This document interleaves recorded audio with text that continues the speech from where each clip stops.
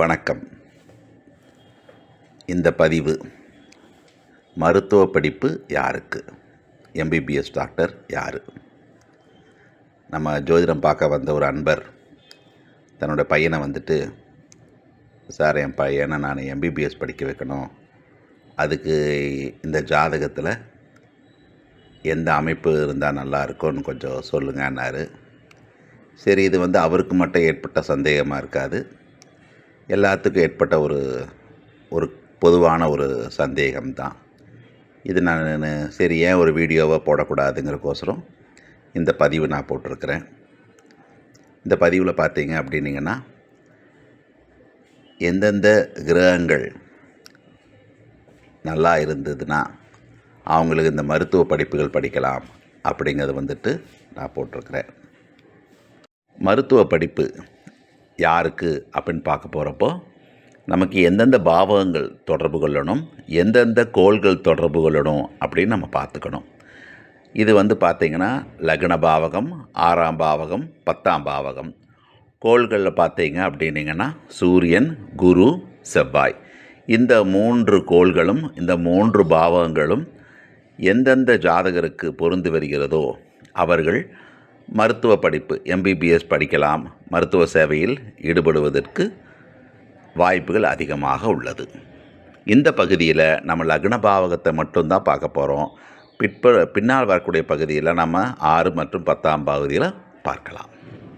இப்போது எம்பிபிஎஸ் மருத்துவ படிப்புக்கான விதிகள். முதல் விதி, லக்னத்தில் சூரியன், குரு, செவ்வாய் ஆகிய கோள்கள் நிற்பது. இரண்டாவது விதி, லக்னம் நின்ற நட்சத்திர சாரம் அல்லது லக்னாதிபதி நின்ற சாரம் சூரியன், குரு, செவ்வாய் ஆகியோரின் நட்சத்திரங்களாக அமைவது. மூன்றாவது விதி, சூரியன் நட்சத்திரம்னா என்னென்ன அப்படின்னு பார்த்தீங்கன்னா கிருத்திகை, உத்தரம், உத்திராடம். குருவின் நட்சத்திரங்கள் என்னென்னு பார்த்தீங்கன்னா புனர்பூசம், விசாகம், பூரட்டாதி. செவ்வாயின் நட்சத்திரங்கள் என்னென்னு பார்த்தீங்கன்னா மிருகசீரிடம், சித்திரை, அவிட்டம். ஆறாவது விதியான லக்னம் அல்லது லக்னாதிபதி சூரியன், குரு, செவ்வாயின் ராசிகளான மேஷம், சிம்மம், விருச்சிகம், தனுசு அல்லது மீனம் ஆகிய இடங்களில் அமர்வது. ஏழாவது, லக்னத்தையோ அல்லது லக்ன அதிபதியோ சூரியன், குரு, செவ்வாய் ஆகிய கோள்கள் பார்ப்பது. எட்டாவது விதி, சூரியன் 7ஆம் பார்வையாகவும்.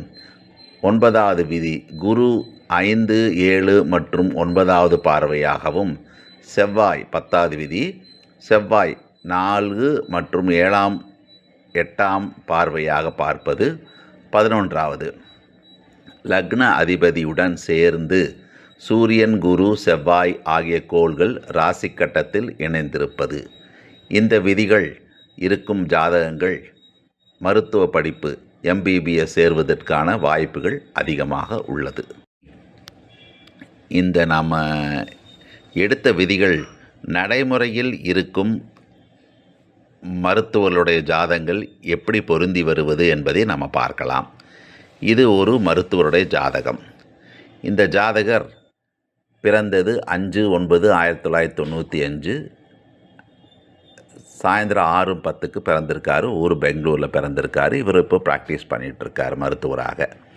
இவரோட லக்னம் பார்த்திங்கன்னா கும்ப லக்னம். இந்த கும்ப லக்னத்தை சூரியன் 7ஆம் பார்வையாக பார்க்குறாரு மற்றும் லக்னாதிபதியான சனி குருவின் சாரம் பெற்று இருக்கிறது. அடுத்த ஒரு ஜாதகம். இதுவும் ஒரு மருத்துவருடைய ஜாதகம். பிறந்த தேதி 18/4/1979, 10:32 காலை. பிறந்த ஊர் சேலம். லக்னம் மிதுனம். லக்னாதிபதி புதன் குருவோட வீட்டில் மீனத்தில் அமர்ந்திருக்காரு.